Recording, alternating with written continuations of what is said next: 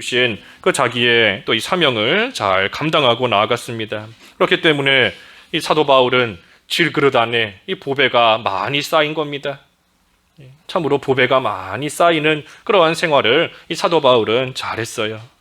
그래서 우리도 이 보배를, 우리가 다 보배를 받아 가지고 있는데 이 보배를 귀하게 여기는 만큼, 또 영광스럽게 여기는 만큼, 그만큼 그러한 자도 영광스러운 자가 되는 것이고 귀한 자가 되는 것이고, 그 보배로 말미암아 하나님께서, 질그릇은 보잘것없지만 그 안에 있는 보배로 말미암아 하나님께서 귀한 그릇으로 여겨주시고 하나님이 지키시고 또 보호해 주시는 겁니다. 그래서 바울은 자기의 직분을 참으로 영광스럽게 여겼다. 특별히 바울의 직분, 복음을 전하는 직분인데, 이 바울은 이방인들에게 복음을 전하는 그러한 직분을 받은 사람입니다. 그래서 이스라엘 그러한 민족들에게도 복음을 전하지만 특별히 이방인들을 위한 사도로서 이 바울은 부르심을 받고, 그래서 이방인들에게 복음을 전하는 것인데, 오늘 여기 13절, 14절에도 보면 이 바울이 이방인들에게 복음을 전하는 그러한 목적이 나와 있습니다. 먼저는 말 그대로 이방인의 사도인이 이방인들을 구원하기 위해서 이방인들에게 복음을 전하는 겁니다. 그들을 구원하기 위해서 이방인에게 복음을 전하는 거예요. 그래서 하나님이 주신 그 직분, 하나님께서 주신 그 일, 그것에 바울은 충성을 다하는 겁니다. 이스라엘에게 복음을 전할 그러한 또 사명을 받은 자는 이스라엘에게, 이스라엘 민족에게 복음을 전하는 것이고, 이방인에게 복음 전할 사명 받은 자는 또 이방인에게 복음을 전하는 겁니다. 국내에서 복음 전하는 자는 복음을 전해야 되는 것이고, 멀리 해외에 나아가서 또 외국인들에게 복음을 전해야 될 사명을 받은 자는 또 그 사명을 또 그곳에서 감당하는 겁니다. 교역자는 교역자에서, 또 장로는 장로 위치에서, 집사는 집사 위치에서 하나님께서 각자에게 주신 그 일에 또 충성을 잘하고 나아가면 그것이 하나님이 주신 보배를 영광스럽게 여기는 것이고 귀하게 여기는 거예요. 그래서 바울이 이방인에게 복음 전한 목적, 첫째는 말 그대로 이방인을 구원하려 한 것이고, 이 두 번째는 14절의 말씀처럼 이 이스라엘을 시기하게 하려고, 이스라엘을 여기 내 고륙을 시기하게 한다 그랬는데, 이 고륙, 바울과 똑같은 민족, 그 이스라엘 민족을 가리킵니다. 그래서 이스라엘로 시기하도록, 그래서 시기하게 해서 그들 중 얼마를 구원하려 함이라 그랬습니다. 그들 중 얼마를 구원하려 함이라. 이스라엘로 하여금 시기하게 만든다 그랬어요. 우리 이미 앞에서 여러 번 보았죠. 11장 그 앞에서도 봤고 10장 마지막에서도 봤고, 이방인에게 복음이 전해짐으로써 그 모습을 이스라엘이 보고 시기하는 마음이 생겨서, 하나님, 우리 하나님인데, 내 하나님인데, 내 아버지인데 하면서 시기하는 마음이 생겨서 다시금 하나님께 돌아오도록 하기 위함이다. 그래서 그 목적을 가지고 바울이 지금 이방인들에게 또 복음을 전하는 겁니다. 그런데 여기 보니 그 이스라엘이 다 돌아오는 게 아니에요. 다 돌아오는 게 아니고 그들 중에서 그들 중에서 얼마만 돌아와서 구원받는 겁니다. 그들 중에 얼마만. 그래서 우리 지난주에 보았지 않습니까? 이스라엘에 남은 자가 있다. 남은 자, 그들 중 얼마, 남은 자가 오는 겁니다. 남은 자. 또 지금은 비록 타락하고 지금은 비록 하나님을 불순종하는 데 가운데 있지만, 그래도 하나님께서 시기하는 그 모든 일들을 통하여서 다시금 붙잡아 주실 때에 그 남은 자의 무리로 다시 들어오게 되는, 또 그러한 이스라엘이 얼마가 있는 겁니다. 얼마만큼. 그래서 복음을 듣지만 또 시기하게 만들지만 다 그때 복음을 듣고 하나님께 나오는 것이 아니고, 그들 중에 얼마, 보배를 나누어줘도 그것이 보배인 줄 모르는 사람들이 있는 겁니다. 이게 귀한 줄을 모르는 거예요. 보배를 분명히 귀한 보배를 주는데 그것이 귀한 줄 모르니, 그러니 그 보배를 무시하고 귀하게 여기지 않는 겁니다. 그래서 누가 돌아오고 누가 남은 자가 되고 누가 그들 중에 얼마라고 했는데 그 얼마가 누가 되는 것인가? 하나님의 선택에 달려 있습니다. 하나님의 선택에. 그 앞에 7절에서 우리가 보았지요. 7절에 그런즉 어떠하냐? 이스라엘이 구하는 그것을 얻지 못하고 오직 택하심을 입은 자가 얻었고 그 남은 자들은 우둔하여졌느니라. 택하심을 입은 자, 하나님의 선택에 달려 있습니다. 하나님의 선택을 받은, 택함을 받은 그러한 자들이 이 바울을 통하여서 이방인들이 복음을 듣고 믿고 하나님을 잘 섬기는 모습을 볼 때에 그 마음속에 다시금 하나님께 돌아가야 되겠구나 하는 그러한 마음을 갖고 믿음을 갖고 하나님께 다시 돌아오게 되는 겁니다. 그래서 이방인을 구원하고 또 그 일을 통해 또한 이스라엘을 구원하기 위해서 이 바울은 이방인에게 복음을 전하는 그 자기의 주어진 직분, 그것을 잘 또 감당해 나아갔습니다. 15절에 그들을 버리는 것이 세상의 화목이 되거든 그 받아들이는 것이 죽은 자 가운데서 살아나는 것이 아니면 무엇이리요? 이스라엘, 하나님께서 이스라엘을 버리셨다 그랬습니다. 이스라엘이 하나님을 잘 믿지 않고 바로 섬기지 않고 나아가니 그러니 하나님께서 그들을 버리셨다 그랬어요. 버리셨다. 하지만 버리신 그 일이 도리어 세상의 화목이 되었다. 다시 말해서 이스라엘이 불신함으로 하나님이 버리셨는데 그 일이 오히려 복음이 이방인에게 전파되어서 이방인들이 세상에서 하나님을 믿고 하나님께 나와 하나님과 화목하게 되는 그러한 또 결과에 이르게 되었다 하는 겁니다. 그리고 나서 그 후에 이스라엘이 다시 하나님께 돌아오면 또 하나님께서 그 이스라엘도 또한 받아주신다 그랬습니다. 받아주시는 거예요. 그래서 하나님께서 받아주신다. 이 멀리 떠난 자가 다시 하나님께 돌아온다 하는 것은 마치 여기 15절의 말씀처럼 죽은 자 가운데서 다시 살아나는 거, 그것과 똑같은 겁니다. 그래서 하나님을 믿지 않고 멀리 떠난 자는 죽은 거입니다. 죽은 거. 하나님을 떠나면 죽어요. 하나님을 멀리 떠나면 죽는 겁니다. 하지만 다시 하나님께 돌아오면 살아나는 겁니다. 그래서 우리의 영적 생명도 하나님께 딱 붙어 있어야 그 생명이 산 영이 되는 거예요. 하나님께로부터 떨어지면 죽은 영입니다. 불신자들 영이 있기는 다 있어요. 불신자도 영이 다 있습니다. 영혼이 다 있어요. 다 있지만 하나님께로부터 떨어져 있기 때문에 이 죽은 영인 겁니다. 연결이 딱 돼 있어야 산 영이 되는 것인데 마치 여기 천정에 형광등이지 않습니까? 형광등. 우리 형광등 저 스위치 내려서 불 꺼놓으면 깜깜해지잖아요. 전기가 안 통하는 겁니다. 전기와 연결이 안 돼 있으면 분명히 형광등은 형광등이지만 빛이 안 나와요. 형광등이 깜깜한 죽은 것 같은 그러한 형광등이지만 스위치를 켜서 이제 전기가 딱 연결이 되면 이제 빛을 발하는 살아있는 그러한 형광등 되는 겁니다.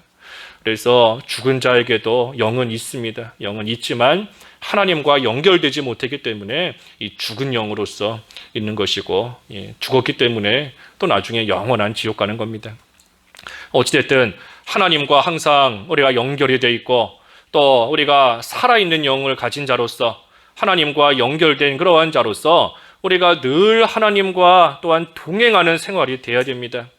하나님과 동행해야 살아있는 생명의 역사가 나타나는 그러한 삶이 되는 것이지 우리의 영이 살아는 있는데 하나님께서 살려주시고 하나님과 연결시키셔서 살아는 있는데 그런데 하나님과 동행하는 생활을 못하니 생명의 역사가 없는 겁니다.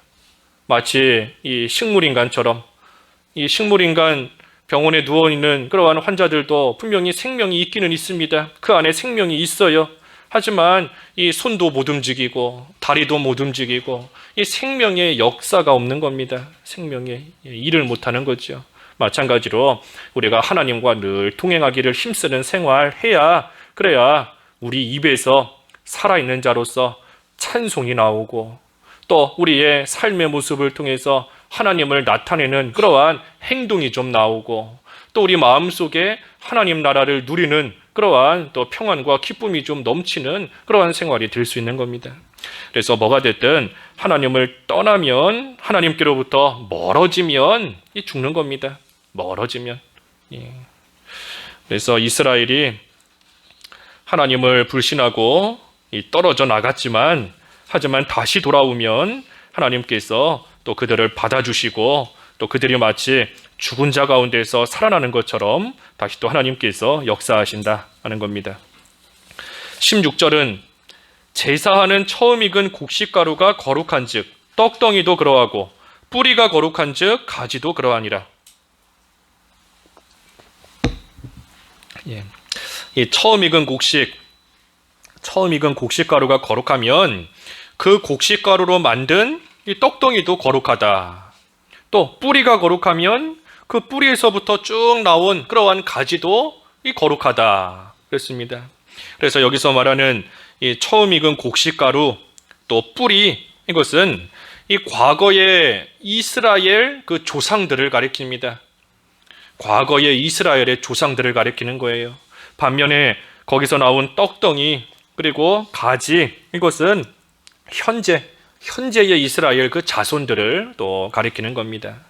그래서 처음 것이 거룩했고 원래의 것이 거룩했다면 나중 것, 그리고 거기서 나온 이 뒤에 나온 그것도 또 역시 거룩하고 앞에 것이 깨끗하면 뒤에 것도 깨끗한 것이 이 자연스러운 이치이다. 그러니 아브라함과 이삭과 야곱 등 이 이스라엘의 조상들을 하나님께서 언약을 통해 하나님의 언약을 통해 그들을 거룩하게 하셨으니 그들의 자손들도 하나님께서 거룩하게 또 거룩한 백성으로 하나님께서 삼으신다 하는 겁니다.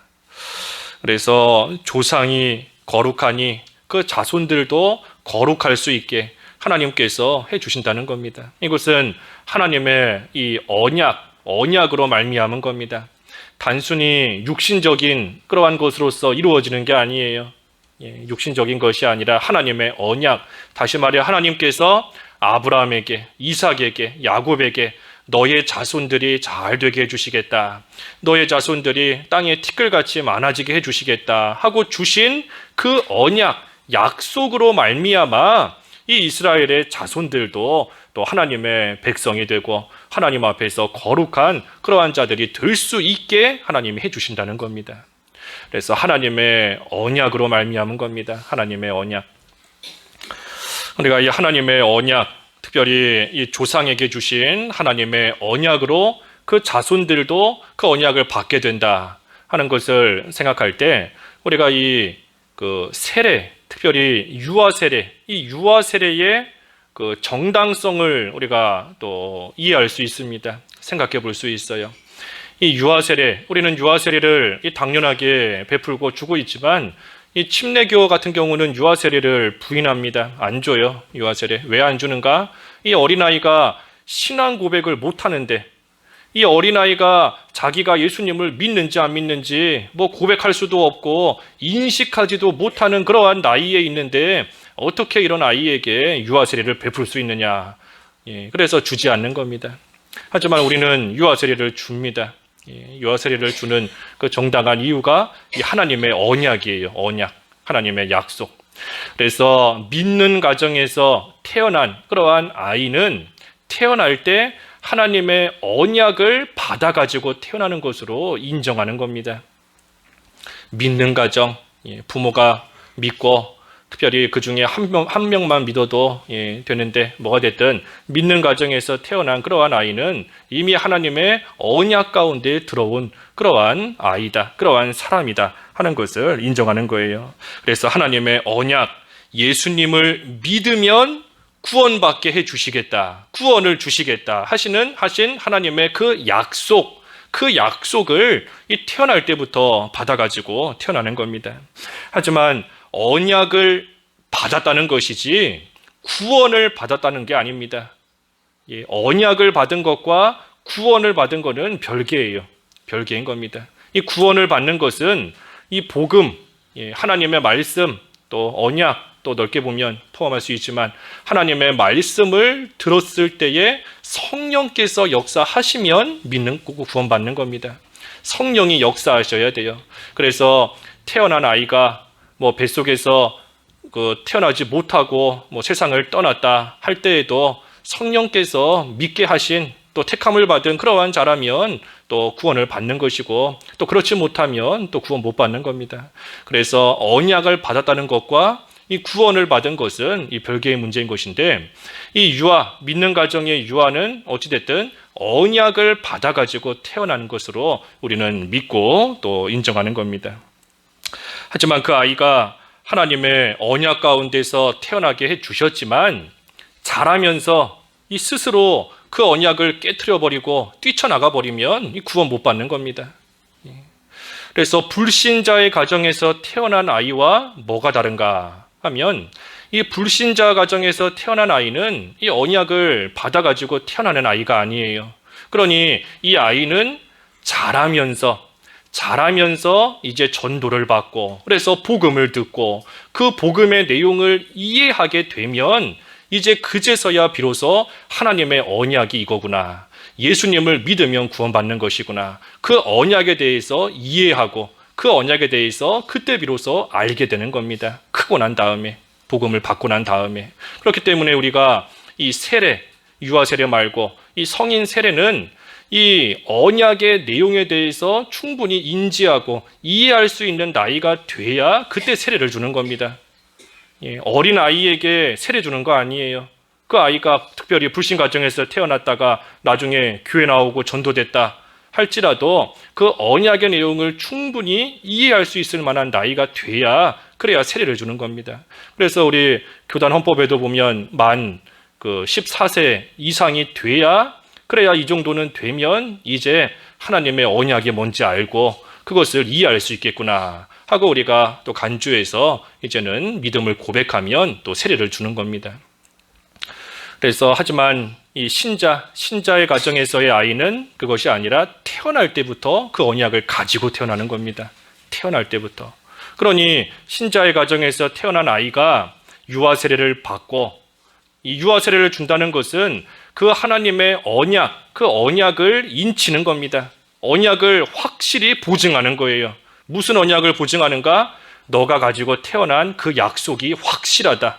너가 예수님을 믿으면, 너희 부모처럼 너도 예수님을 믿으면 확실히 구원받는다. 그것은 변함없는 확실한 진리이다 하고 유아 세례를 통해서 그 아이에게 인쳐주는 겁니다. 도장을 찍어주는 거예요.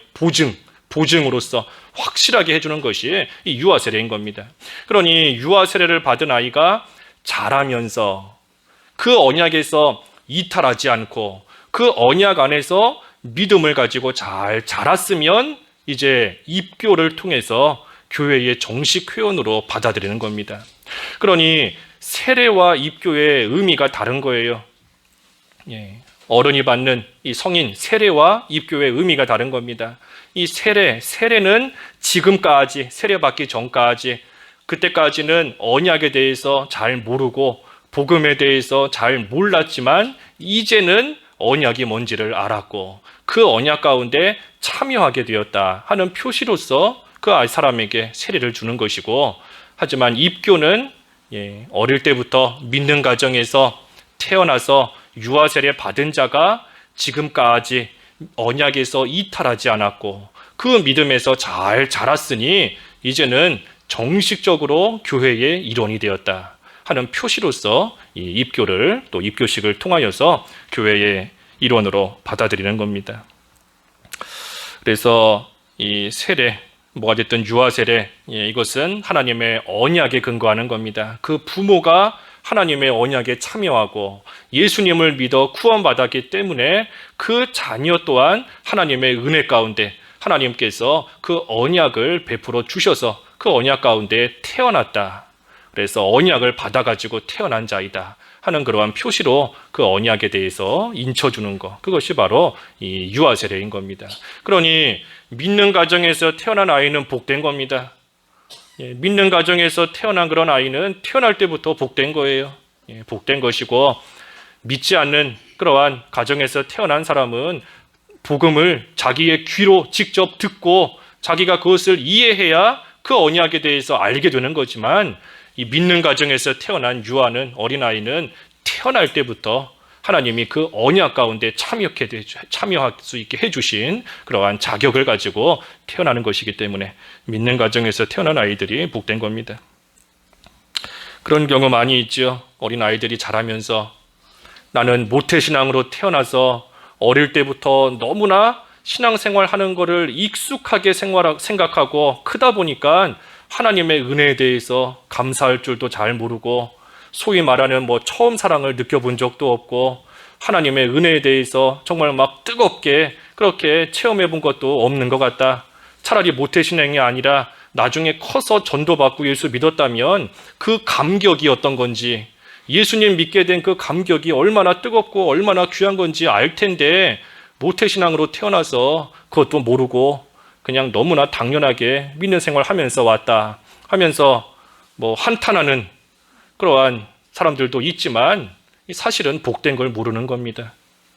모태신앙으로 태어나게 해주신 것이 얼마나 복된 건지, 그것이 얼마나 귀한 건지 태어날 때부터 하나님의 언약을 받아가지고 태어나는 것이니 하나님께서 귀한 자로 삼아주신 건데 그것을 모르는 겁니다. 그래서 모태신앙이 복된 거예요.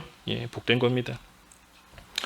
그래서 이 조상들, 다시 본문 돌아와서 이 조상들이 거룩하니 그 자손들도 거룩하다 하는 것은 하나님의 언약으로 말미암은 것이고, 그리고 또 한 가지 의미는 이 조상들의 믿음을 본받는다는 겁니다. 처음 익은 곡식가루가 거룩하면 떡덩이도 그렇다. 뿌리가 거룩하면 가지도 그렇다. 이것은 이 조상들, 부모의 믿음을 본받는다는 겁니다. 그래서 이스라엘이 믿지 않는데도 그저 저절로 거룩하게 되는 것이 아니라 하나님께로 돌아와서 예수님을 믿음으로써 거룩하게 되는 겁니다. 그런데 지금 일시적으로 그 믿음의 계대에서 이탈했지만, 하지만 이 조상들의 그 본을 따라서 다시금 또 하나님을 잘 섬기게 되는 그러한 때가 온다는 겁니다. 그래서 결국 자녀는 부모의 모습을 따라가는 겁니다. 내 자녀 왜 이럴까?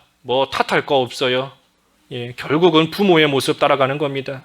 부모의 그 부모가 본을 보인 그 모습 그대로 따라가는 거예요. 나는 믿는 생활 잘하는 것 같은데 내 자녀는 왜 엉망인가? 나는 하나님 잘 섬기는데 내 자녀는 왜 이 모양인가? 결국은 그 원인을 나에게서 찾아야 돼요. 나에게서. 결국 부모를 따라가는 것이 자녀인 줄 알고 내가 하나님 앞에 바로 한다고는 했지만 그래도 가정에서 가까운 사람들에게, 내 자녀들에게 뭔가 믿음의 본을 보이지 못하니, 그러니 그 영향이 또 내려간 줄 알고 우리가 항상 나에게서 원인을 찾고 내가 본을 보이는 그러한 생활이 되어야 된다 하는 것을 늘 생각해야 됩니다. 그래서 이 16절의 이 말씀은 이스라엘이 지금은 하나님을 대적하면서 나아가지만 하지만 언젠가는 하나님께 돌아오게 되는 그러한 때가 반드시 있을 것이다 하는 것을 뜻하는 그러한 말씀입니다. 17절과 18절에도 또 한 가지 또한 17절에 또한 가지 얼마가 꺾이었는데 돌 감람나무인 내가 그들 중에 젖붙임이 되어 참 감람나무 뿌리의 진액을 함께 받는 자가 되었은즉 그 가지들을 향하여 자랑하지 말라. 자랑할지라도 내가 뿌리를 보존하는 것이 아니요 뿌리가 너를 보존하는 것이니라. 그래서 16절까지의 말씀을 통해서 이스라엘이 비록 지금은 일시적으로 그 믿음의 계대에서 떨어져 나갔지만 하지만 그들의 조상이 거룩하고 그들의 조상에게 하나님이 주신 언약이 분명히 있으니 이스라엘이 언젠가는 다시 돌아올 때가 분명히 있을 것이다. 그러니 그것을 생각할 때에 이방인들은 자랑할 것이 없다 하는 겁니다. 자랑할 것이 없다. 그 말씀이 17절과 18절이에요. 이방인 입장에서 자랑할 게 없다. 왜 그런가 하면 이 돌감람나무로서 젖붙임이 된 것이기 때문입니다. 돌감람나무.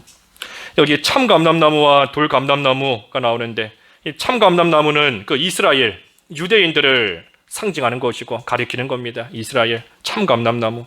돌감람나무는 이방인을 가리키는 거예요. 그래서 이스라엘이 참감람나무인데 정확하게 말하면 참감람나무 가지, 참감람나무의 가지인데, 그런데 이 이스라엘이 하나님을 믿지 않기 때문에 그 참감람나무에서 꺾여져 버린 겁니다. 꺾여져 버렸고 대신에 돌감람나무 그 가지인 이방인이 믿음으로써 그 참감람나무의 젖붙임이 되었다. 그래서 원래는 돌감람나무지만 참감람나무의 젖붙임이 되어서 그 뿌리의 진액을 받으며 좋은 열매, 참감람나무 열매를 또 맺히는 그러한 것이 되었는데, 그런데 만일 이 이방인이 그 구원운동의 시작이다라고 한다면 그 이방인이 뭔가 자랑할 것이 있을 수도 있습니다.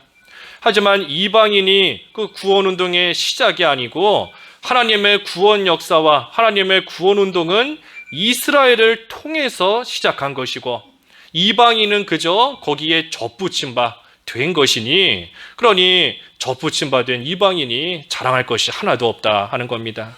너희들로부터 하나님의 구원운동이 시작된 것이 아니고 너희는 그저 원래의 나무에, 귀한 나무에 젖붙임 바 된 것 같은 그러한 존재들이니 자랑할 것이 없는 줄 알아라.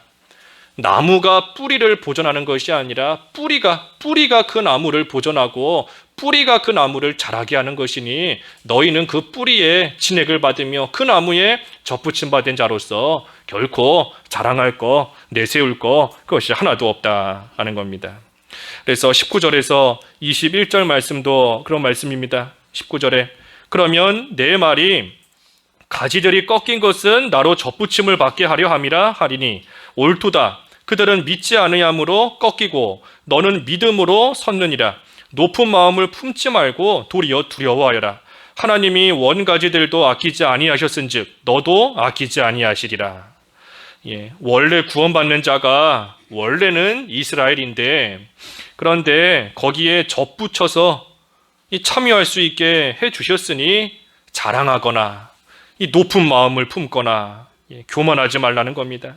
교만하지 말라는 거예요. 자랑하거나 교만하지 말고 그저 젖붙여 주신 것에 대해서 감사하면서 그러면서 두려워하라 그랬어요. 두려워하라. 왜 두려워해야 되는가? 원가지도 아끼지 않고 꺾으셨는데 하물며 젖붙임 받은 너희들 잘못하면 하나님께서 어찌 꺾어버리지 않으시겠느냐. 그러니 하나님 앞에서 두려워하라 그랬습니다. 두려워하라. 그래서 이방인은 이스라엘의 현재의 모습을 볼 때 그들을 손가락질하면 안 됩니다. 손가락질하면 안 돼요. 하나님의 은혜를 받았다 하더니 겨우 이 모양이냐, 고작이거냐 하면서 이방인이 이스라엘을 향하여 손가락질하고 비방하고 교만해지면 안 됩니다. 하나님의 특별한 선택을 받은 민족이라 하더니 남들과 다르게 특별하다 하더니 겨우 결과가 이렇느냐, 겨우 모양이 이렇느냐 하면서 조롱하고 멸시해서도 안 되는 겁니다. 또 한편으로는 교만해서도 안 돼요. 교만해도 안 됩니다.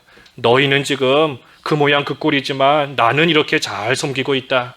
너는 그 정도지만 나는 지금 이렇게 하나님과 동행하며 하나님 잘 섬기는 가운데 있다 해서 이 교만해서도 안 되는 겁니다. 그저 하나님이 사랑하시는 그러한 이스라엘도 하나님께서 죄 짓고 나아가니 아끼지 않고 꺾어버리신 것을 생각할 때에 두려움으로써 떨림으로써 그저 하나님을 잘 섬기고 나가야 되는 겁니다. 그래서 이방인 입장에서는 자랑할 것도 없고 교만할 것도 없고 그저 하나님을 두려워하면서 하나님을 잘 섬기고 나가야 되는 겁니다. 22절은 그러므로 하나님의 인자하심과 준엄하심을 보라. 넘어지는 자들에게는 준엄하심이 있으니 너희가 만일 하나님의 인자하심에 머물러 있으면 그 인자가 너희에게 있으리라. 그렇지 않으면 너도 찍히는 바 되리라.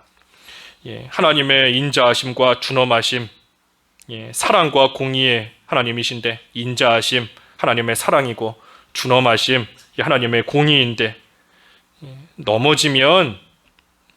넘어지고 믿음의 길 바로 가지 못하고 하나님 바로 섬기지 못하면 그러한 자에게는 하나님의 준엄하심이 있다. 하나님께서 공의대로 모든 것을 다스리신다는 겁니다.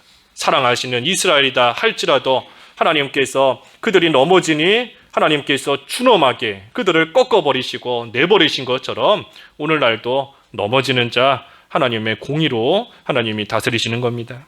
하지만 반면에 하나님의 인자하심에 머물러 있으면 그 인자가 너희에게 있으리라. 하나님의 인자하심에 머무르면 그러한 자에게 하나님의 인자가 있다, 인자하심이 있다. 하나님의 사랑 안에 머무르면 하나님께서 계속해서 사랑을 베풀어 주신다는 겁니다. 하나님과 동행하면 하나님께서 계속해서 힘을 주시고 하나님 나라를 누릴 수 있게 해주신다는 겁니다. 하나님으로 인하여 기뻐하고 즐거워하는 생활이 되면 또 하나님께서 계속해서 즐거움과 기쁨을 주신다는 겁니다. 하나님이 귀한 줄 알고 나아가면 하나님께서 그러한 자도 귀하게 여겨주시는 겁니다. 하나님의 인자하심에 머무르면 하나님께서 하나님의 사랑을 계속해서 그러한 자에게 나타내 주시는 겁니다.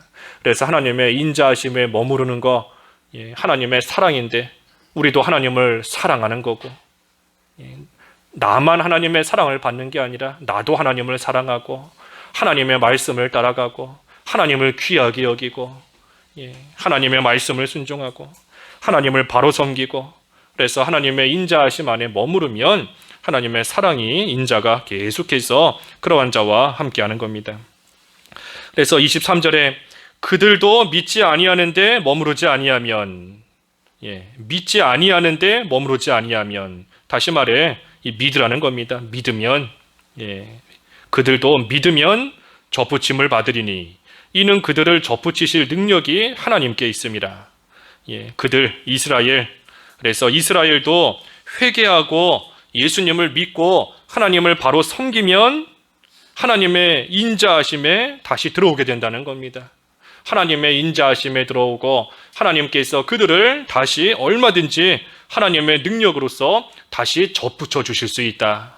이스라엘이 참감람나무 가지로서 떨어져 나갔지만 하지만 그들이 회개하고 하나님께 돌아오면 하나님께서 다시 그들을 하나님의 인자하심으로 품어주셔서 그들을 다시 접붙여 주실 수 있다. 그 능력이 하나님께는 있다 하는 겁니다. 하나님께 있다.